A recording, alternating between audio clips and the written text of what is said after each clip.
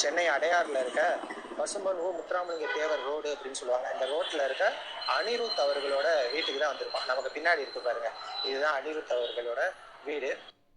வணக்கம், நான் உங்க இருமதி. இல்லை, அனிருத் வீடு இருக்கட்டும். அனிருத் வீடு எங்கே இருந்தால் உனக்கு என்ன பிரச்சனை?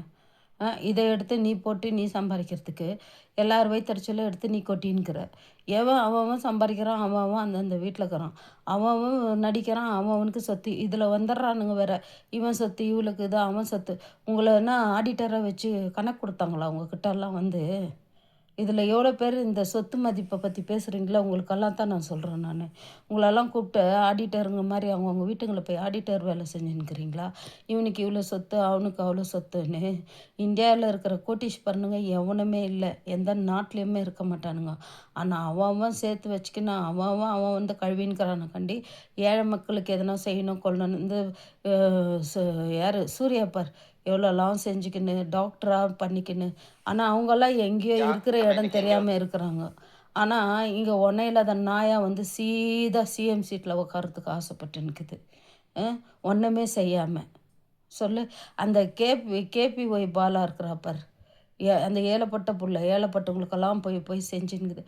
அவன் கேட்டிருந்தா கூட மனசு ஆறிட்டுருக்கோம். ஏன்னா அவன் எல்லாருக்கும் நல்லது பண்ணின்னுக்கிறான். அவன் கேட்டிருந்தா கூட ஏதோ ஒரு மனசு சமாதானம் இருக்கும்.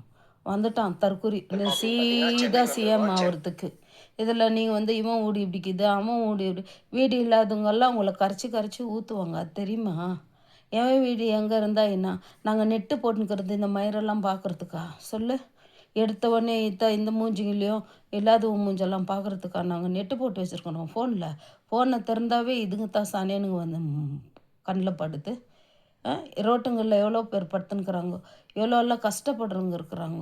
அவங்களுக்கெல்லாம் நீங்கள் அந்த மாளிகை பாரு, இந்த மாளிகை பாருன்னு ஏற்றி விட்டுன்னு வேடிக்கை பார்த்துன்னுக்குறது. என்னது அது? வேறு எதுவுமே இல்லையா அவங்களுக்கெல்லாம் காமிக்கிறதுக்கு? நாட்டு இதை பற்றி பேசுங்க. நாட்டில் என்ன நடக்கிறது, குடும்பத்தில் அழிஞ்சு போயின்னுக்கிறானுங்க, அதை பற்றி பேசுங்கன்னா அவன் வீடு இப்படிக்குது, இவன் இப்படிக்குது, இந்த சந்தில் அவன் இருந்தான், அந்த சந்தில் இவன் இருந்தான்னு. வேலையை பார்ப்பா போயிட்டு.